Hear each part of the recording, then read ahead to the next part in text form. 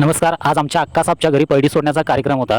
दर 3 वर्षांनी ही परडी सोडली जाते. परडी बांधून तयार होती. बाचे सरकारांनी हार, फुले, नैवेद्य, कापूर, खोबरं, बदाम यांनी परडी सुंदर सजवली. आमच्या अक्कासाहेबनी नमस्कार केला आणि ही परडी अशी डोक्यावरती घेऊन आम्ही निघालो नदीकडे. परडी पुजण्यासाठी योग्य जागा शोधली आणि उजेडाची जागा बघता बघता अंधारानं घेतली. मोबाईलच्या उजेडातच अशी पूजा मांडली बघा. मग घरातल्या मंडळींनी सुद्धा हळदी कुंकू वाहून अशी पूजा केली.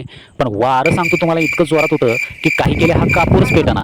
मग काय, कुणाला सिगरेट वाढायची सवय आहे का असं म्हटल्याबरोबर कापूर पेटला. तसं कुणाला सिगरेट वाढायची सवय नव्हती सोडा. नारळ एकदाचा फोडला आणि 7 जणांनी मिळून ही परडी उचलली. मी होतो 8वा गडी. मग काय, चांग बल असं 5 वेळा म्हटल्यानंतर आमचे दुसरे भाचे सरकार कपडे काढून तेल लावून पाण्यात तयारच होते बघा. परडी सोडून या 3 इडियट सोबत दबक्या पावलाने आम्ही निघालो घराकडे. दिवसा प्रचंड ऊन असते म्हणून रात्री असे दिवे लावून इथे विटा तयार केल्या जातात बघा. घरी आल्यावर या शेडमध्ये एका बाजूला चिल्ल्या पिल्ल्यानं वाढलं तर दुसरीकडे मोठ्या माणसांची व्यवस्था केली. आपल्याकडे परडी सोडली जाते का, कशा पद्धतीने सोडली जाते कमेंट करून नक्की सांगा.